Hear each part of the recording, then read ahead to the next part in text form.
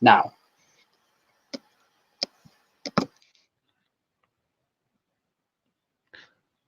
Hello, and welcome to another session of Gotham by Night. I hope you all are ready for tonight. Creed is meeting with the agent of the Court of Owls, Anthony, though he does not know of this man's involvement. Instead, they will be talking about many things.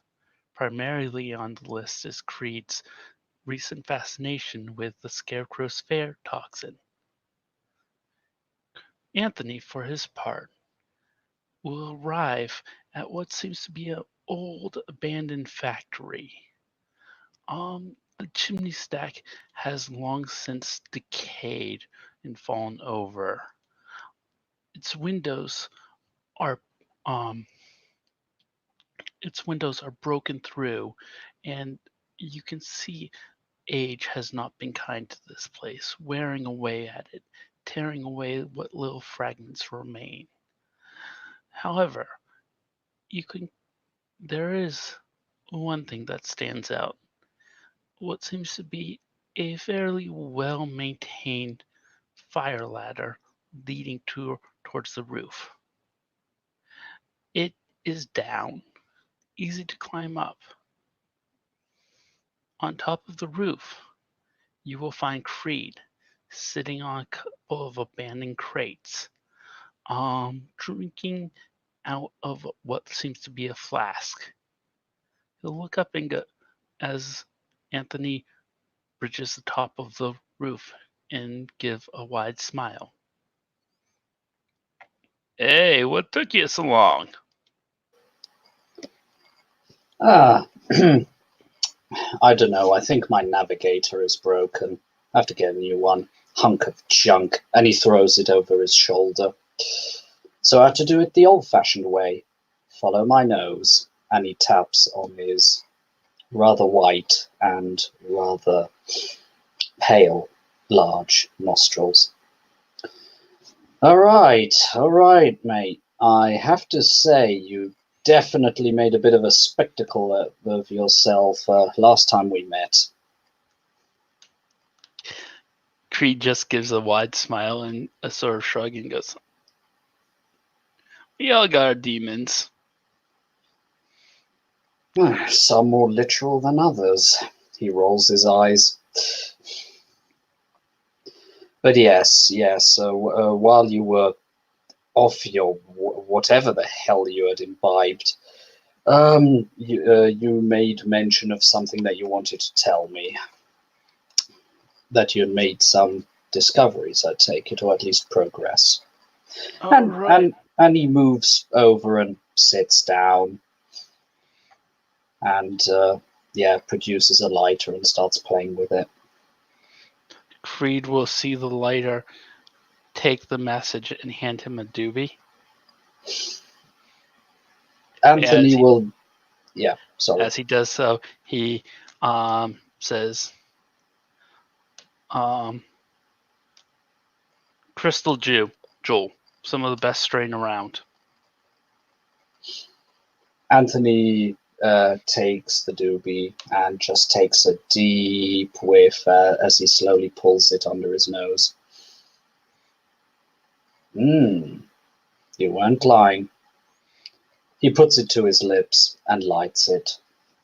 So, out of the corner of his mouth, he says, okay, I also had a look around. We seem to be unobserved. Takes a drag. This is one of the few places in Old Gotham that I can get some alone time. Gotcha. Lots of rumors about being haunted, all that.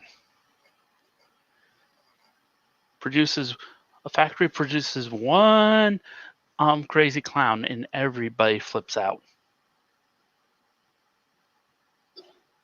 Oh, I didn't know we were sitting upon that factory. Interesting. Hey, when you do business, you gotta do it in high-end locations. Or at least that's what Tani always says to me. For a moment, Anthony does a motion as if he wants to hand the doobie over and then stops. Wait. Yeah. Let me guess. This doesn't quite work for you, does it? Creed's hangs his head and slowly shakes it, but then perks up and holds up the little flask he was drinking and says, "That's why I got this." And as he pops open the flask, your heightened senses can get with a tangy iron of blood. Yes. Good. Sorry, dude. If it were in another, I'd be more than happy to share. He smiles and takes another drag. Right. So what I was going to tell you is he pulls out 4 vials and lays them in front of you. One is filled with what looks to be some sort of greenish gas that has been placed in a vial stoppered, and then there's tape around the top of it to keep it like lab tape that will keep it airtight. Then 2 vials have what seems to be a very, very almost black, dark green liquid in them. And then the 4th vial is bigger than the rest, but the liquid in that is pure black. Crane will gesture to the. Creed will gesture to the vial with the green gas and says, "This here is Riddler's new and what he would call improved toxin, I guess. It's quite effective, quite deadly, though. I wouldn't be messing with that if I were you." He'll point to the vial, the biggest vial, and says, "This here is Crane's uncut fear toxin. Got from a shadow monster of some sort." And then he said he'll point at the last 2 vials and say, "These are my first attempt at reproducing that fear toxin.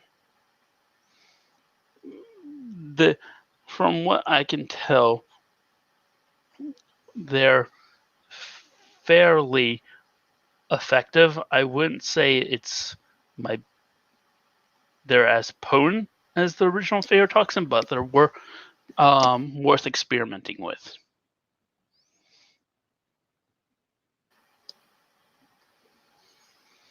Anthony, as he gets them described, picks them up one by one, looking at them in the pallid little bit of moonlight that is shining through the pollution and the night. Puts them down, just nods. And then when he gets to the last one, he takes a particularly good look.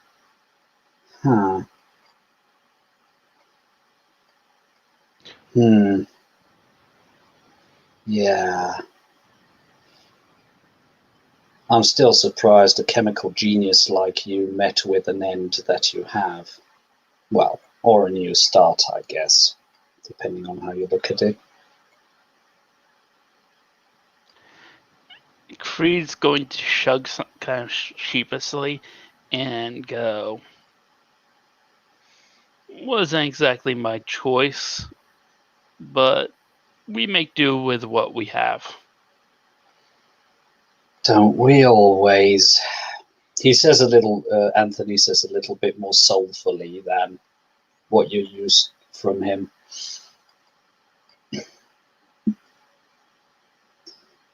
Yeah.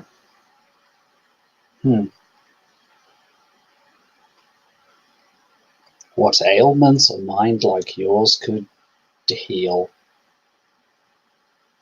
And yet you're concentrating on drugs. I'm a bit curious. Why? Not judging here, just curious.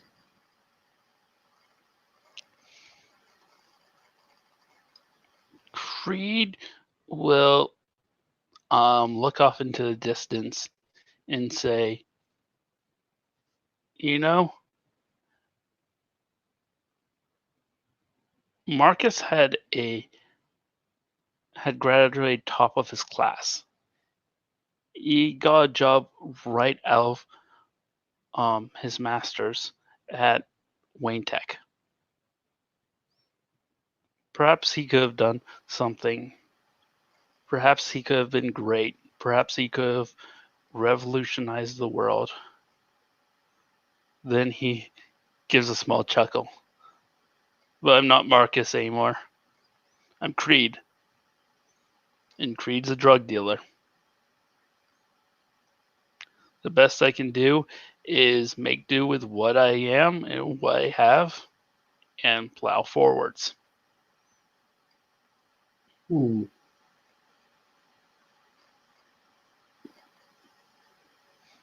No matter how much good we do,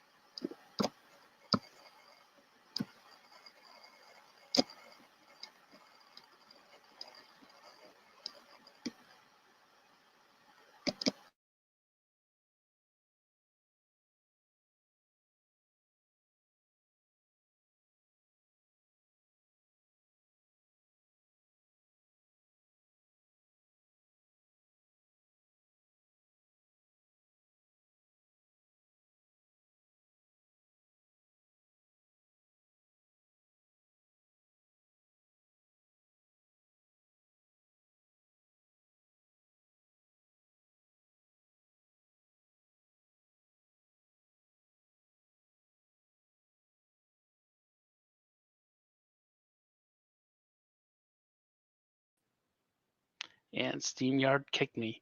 What was the last thing I was saying?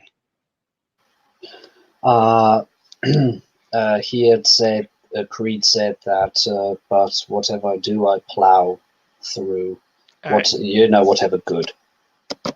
Yeah. But enough about me. I think we've got some drugs to cast. You said you had some ideas.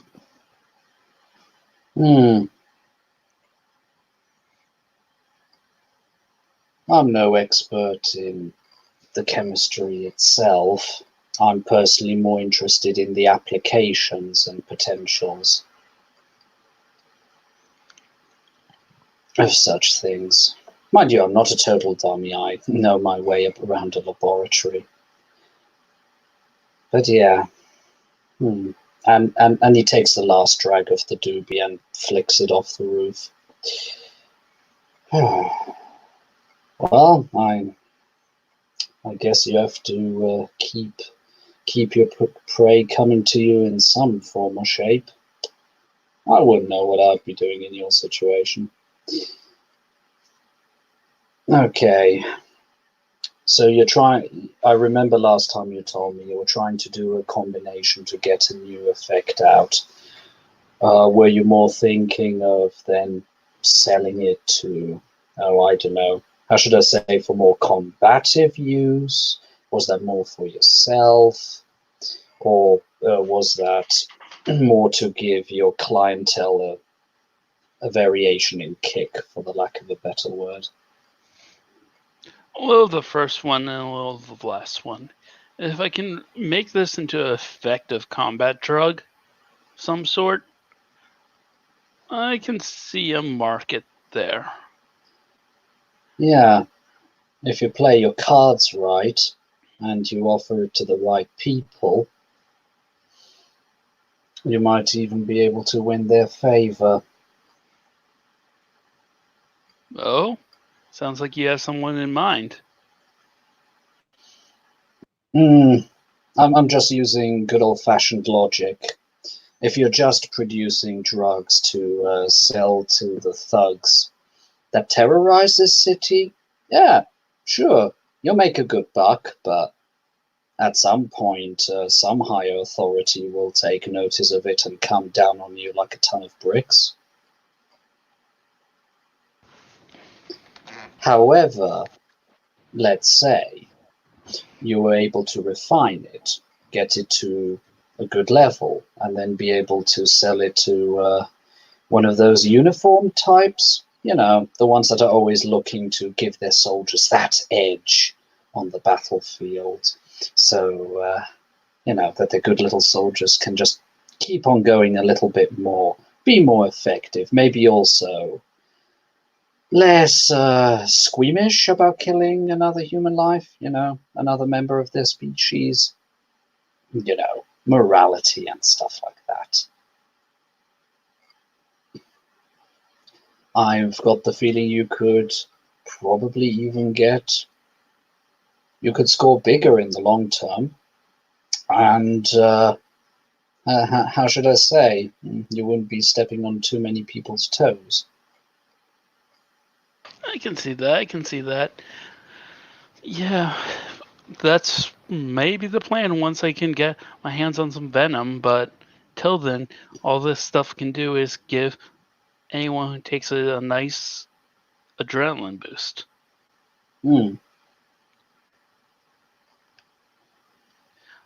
Which is great for short term, nice little quick fights and scuffles, but in military cases and long-term fights, well, you know how the body is after it's drained of adrenaline. Yes, it feels as if it had run 10 miles and carried about 10 tons on its shoulders. Gives a small shrug. I remember that feeling. I miss that feeling. But that's besides the point. This drug here, with the right modification, will be great for the thugs. But until I can really perfect it, I'm not going to be selling to any higher ups. I see. First test run it with the rabble. Gives a small smile and goes, "Hey, that's what lab rats are for." Well, put it that way. I won't say nothing if it isn't sweet little Granny Virginia down the block, But if it's Bob the Extorter, what the hell do I care? And if he has a little mishap and starts foaming at the mouth, oh well, Side effects, risks, buyer beware. And he gives Creed a pretty chilling smile. Bingo bongo. I see. Well, I guess you can do your test runs without automatically having to deliver like the whole Joker gang or whatever. Because that definitely would be a dumb move. With all due respect. No, I've got some contacts, some people that aren't really that connected with me I can sell through. They'll slowly start distributing the drug to target members of different gangs, and I'll see what happens.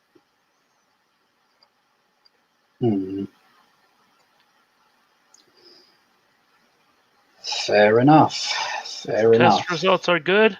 I'll start selling to some higher ups. If you know anyone who would be interested, once I perfect the drug or get my hands on some Bane, well, you know how to find me. That's true. To be fair, I have to say the first time I saw you walk through the doors of Tatiana's place, I was just going like, oh boy, here's somebody who's going to land flat on his ass. But as usual, never judge a book by its cover.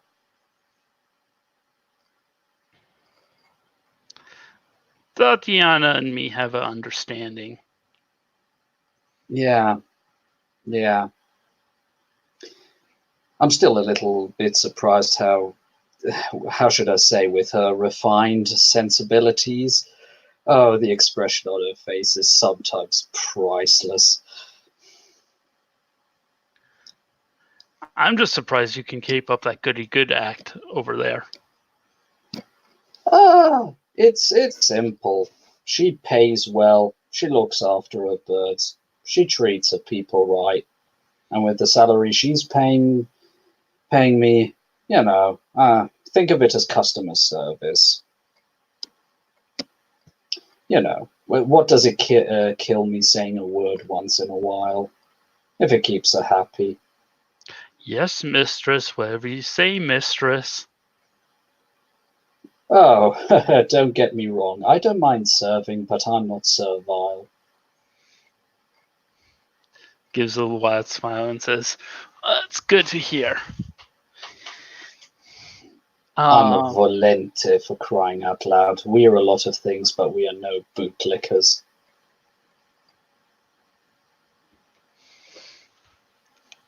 He'll give a small shrug and says, "What? No. Who are the Valentes?" That's my family name. Ah, right. I didn't know that, I think. Or maybe you did and you had forgotten in the meantime. Right. Frankly, if I didn't know it better, I've got the feeling that different than Miss Tatiana, because if I didn't know better, I've got the feeling that you almost have to consume the life's liquid with some extra spice in it. I mean, you can correct me if I'm wrong. He smiles. Creed gives us small shrug and goes, maybe not. Like, yeah, you hit the nail on the head, but he's not going to come out and just say that. Yeah, but my guy is an expert in reading people and getting info out of them. So unless you want to actively contest that, he goes, He just he just smiles, taps his index finger on the side of his nose, and goes, yeah, you're right. Probably just some false causation there." And he gives you a wink. Creed's shoulders visibly relax as you let go of the subject. As he'll try to turn the subject to something else entirely. Yeah, but enough of the pleasantries. You have mentioned that you would like to get your hand on the Bane toxin, venom, or whatever the hell it's called. You wouldn't happen to have at least maybe a rough idea where you might be able to find such a thing? His eyes flicker over to New Boston and goes, "Well, I know at least 2 different locations that they may be storing a sample of it, but I'm not touching either of those places." Oh, a little too hot. Hot for our hotshot here. Look, I ain't breaking into Arkham. That's for certain. You know what? I'll take back what I said before. You have got a solid head on your shoulders, and I retract my comment. That is a smart idea.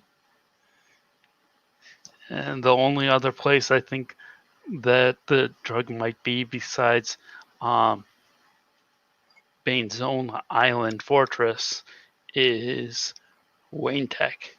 And again, Wayne's. Yeah. No, I can understand why you wouldn't be so foolhardy and try to mess with that. It would make all the news in all the newspapers. I mean, that pretty boy there, he just has to fart in the wrong direction, and the press will make a big stink about it. Not to Yeah, mention all the seeing their security there. Yeah. Yeah, it's impressive. Hey, when you're the main company that handles all the cutting edge technology for the military, of course your security is going to reflect that. Well, yes, and of course, the Waynes have been a fixture in Gotham for, ooh, one, two. I would dare say, if my memory doesn't fault me, what I read in the library, at least going back 3 generations, maybe even 4. They've been a fixture in this city for a long time. I thought it was longer. I thought they were part of the founders. Oh, yeah. Of course, that one way back in 70, and Anthony drifts off. Yeah. Tut tut tut. I really have to freshen up on my history. Thanks for the reminder. But yes, okay, fair enough, and I can also understand why you wouldn't want to just fly over to Payne's little fortress and try taking on that psycho. Yeah, I remember just reading the reports back when I was a kid. Fuck. I mean, well, between the two of us, I'm not a shrinking violet in my own right, but no reason to go for undue risks if it's not necessary. Creed nods and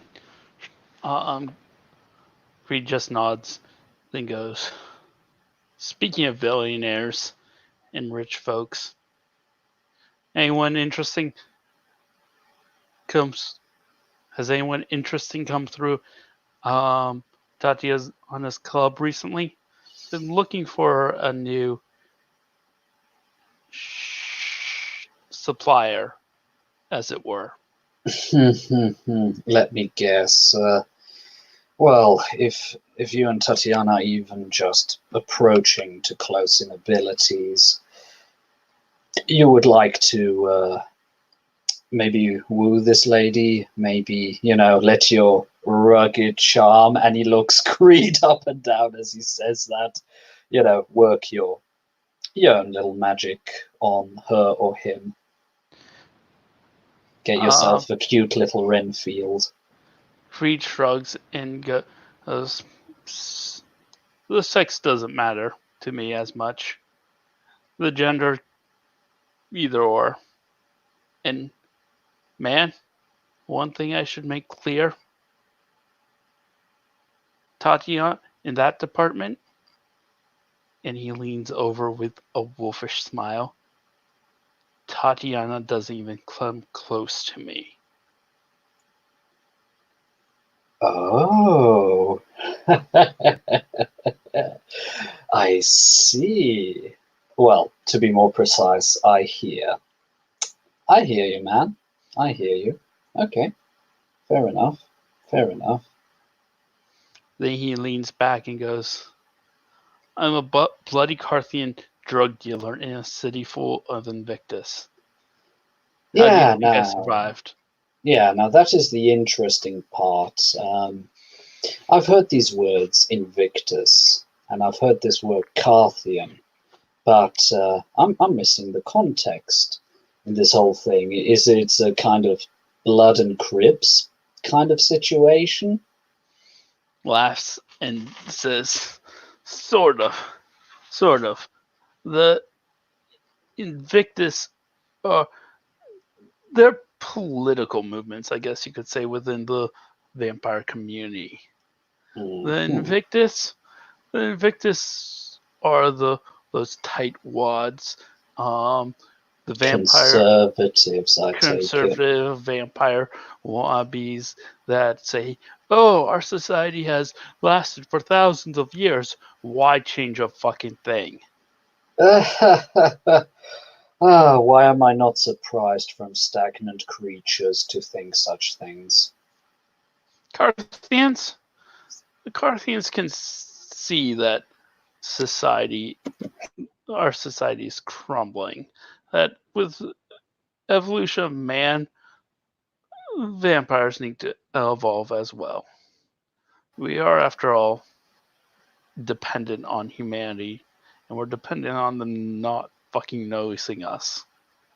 So the whole we're superior creatures of the night. We rule and we slowly manipulate people from the shadows doesn't fucking work anymore. Yeah. Oh, That's let me give you a bit of. Okay, sorry. You know what? I'll give my part later, but please continue. I'll admit the Carthians don't have it all together.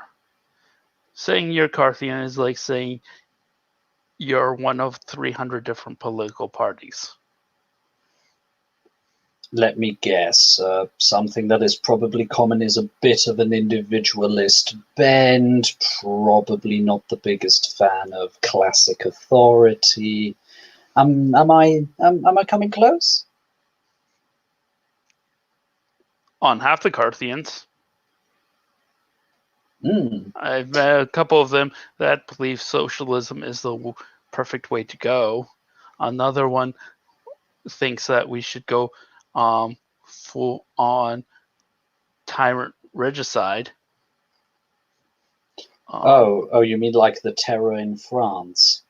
Yes. You know, back in the olden days. I've met a small group that believes that a dictatorship is what the Carthians or what the vampire community actually needs, with one sole head instead of all this political infighting and a million other variants.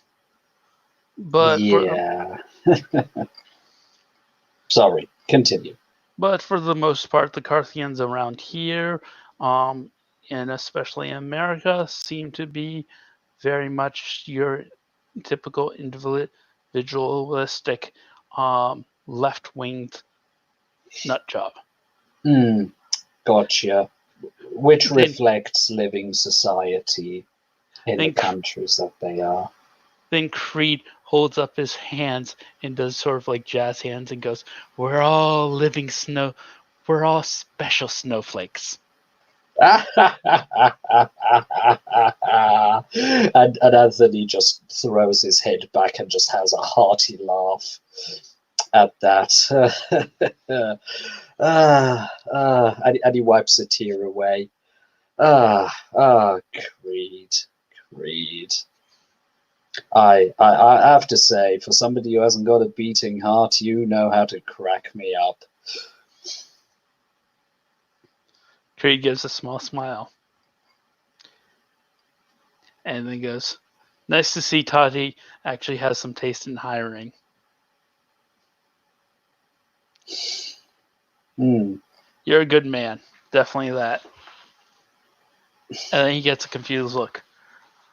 "I am assuming you're a man of some sort." Oh, trust me. He looks up and down his body. Everything is there and everything is working the way it should be. And yes, I am very much alive. He gives you a rather wild look. And yes, if you have to make a finer point of it, yes, we can breed with humans.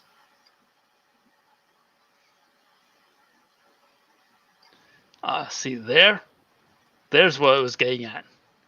You ain't, and thanks for the answer. You ain't human. Not that I'm saying that's a bad thing or anything like that. He holds up his hands.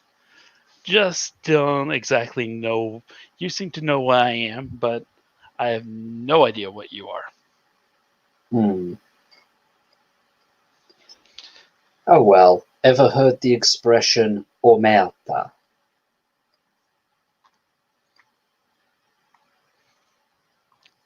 Ever hear the expression "my dick"? No, no, I have not. Okay, it's an old Italian word. Was very big back when the mob was a thing. That's a good while back now, including here in Gotham. And it was basically a code of silence. Don't speak to the cops, don't snitch. The usual stuff. Anything that you can find in one of those old gangster movies. A code, so to speak. I can respect that. And I mean, there where I can, I'm happy to give a little bit of info, but there are certain things that I can't speak of. Or let's just say birds higher up in the pecking order would have my head faster on a platter than John the Baptist's in front of Delilah. Creed gives a smile and um, gestures you to go ahead with his hand as he says, "Look, you can tell me as much or as little as you want. I'm not going to push. You seem like a friendly guy, and it's not worth offending you for just a little info, Hmm. if you get my saying." Oh yeah, absolutely. And you're proving a lot of level-headedness tonight, which is calming, for me to say the least. The Uh, most important part is you've proven that you can take a doobie. So that means that you can take drugs, which means that we're all chill. Now, if you were another vampire and you couldn't take a hit, man, that would suck. well, probably wouldn't because he'd be out cold and unable to suck. Pardon me, no insult was meant. Gives a small shrug. But yeah. So yes, the Invictus think they're running stuff. Oh, that's just too precious. Mm, mm, Are I, you I, are you I, saying someone else is running it? I would say many beings are running it. Vampires are not the only supernaturals around. True. Well, I just would like to point at the magic users, those humans that are, a bit extra and can summon fireballs out of nothing. They already have an advantage just by the very fact that I would assume you guys need to sleep at some point, that they can walk the day, because I've never seen any of you folks walking during the sunlight or dusk hours, which means sunlight is probably bad for your constitution. So much can be deducted. Dracula got it right there. Yeah, none of that Twilight shit. I hope. I'm pretty sure. Mind you, you sparkling in the sunlight. Nah, not your style. Um, Creed huffs a little and goes, "Hey, if I was sparkling, I think I would make it work." And he sort of adjusts his coat as he says that, like Who bumps his collar. knows?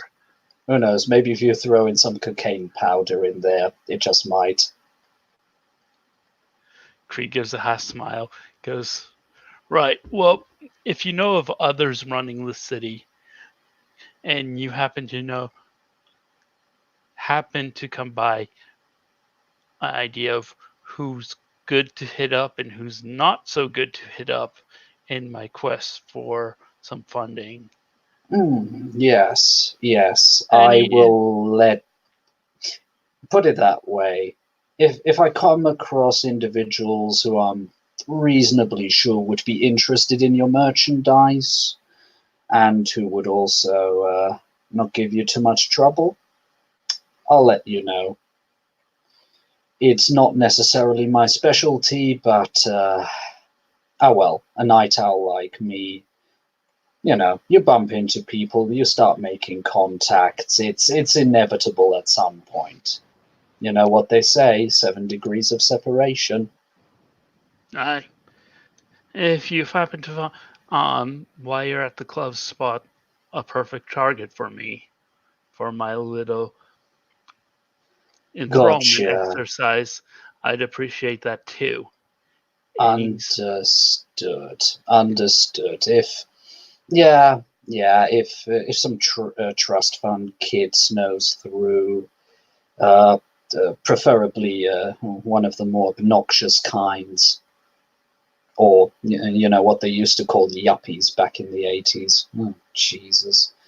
My uncle would go on about that time forever and ever. Oh well. But yes, if I see a suitable target, I'll let you know. I'll let you know. glad to Mine, see you already know what type I'm looking for, he says with a yeah, smile. yeah. Don't need to go interfering with the actual good souls in the city, rare enough as they are. Yes, it's interesting that you call me a good man. I would just like to think that I I try to do right by those who do right to me. And if I see people who really don't deserve a kick in the teeth, I'll try my best to help. This city has a lot of rotten corners, some Well, more rotten than others. Creed says, don't I know it, as he gets up and goes, well, I've got places to be, people to see, drugs to sell, and lab equipment to gather. Yeah, just let me give you one piece, mm, a friendly piece of advice. Just from, I was pretty sure that you had at least a rough idea what I am, but he leans in. I guess I am what you would call a were owl. Creed gives a low whistle and goes, cool. Yeah, and put it that way, I, like many of the were creatures, we are consummate predators. Not mindless, not by any shot. We pick our prey very selectively, but yeah, never fall into the same trap the Invictus bats think that they rule the night and they rule the sky. Bats get eaten by a lot of predators. Some of them the bats never even hear coming. Creed gives a laugh and goes, well, you don't have to worry about me there. I But ain't no predator. And he pull, reaches into his jacket and pulls out a small medicine container mhm, and tosses it to you.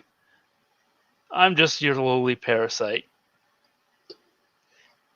put And it he that way. go ahead. Put it that way. Who am I to judge the mosquito or the leech? They're also just trying to survive. And as long as everyone knows, you know, what they are and what they're capable of, and don't get too hubristic. And the same thing counts for me, by the way. I'm more than happy to live and let unlive, if you pardon the pun. Creed gives a small smile and goes, I'll be seeing you around, Anthony. And then just jumps off the roof. If you open the pill bottle, it's filled with the same strain of weed as he gave you to smoke. Anthony, as he takes a whiff, smiles, closes it again, puts it neatly in the side pocket, looks around, and being reasonably satisfied that continually nobody has been watching, he turns into a snow white owl and flutters off into the night. And with that, unless there are any further declarations,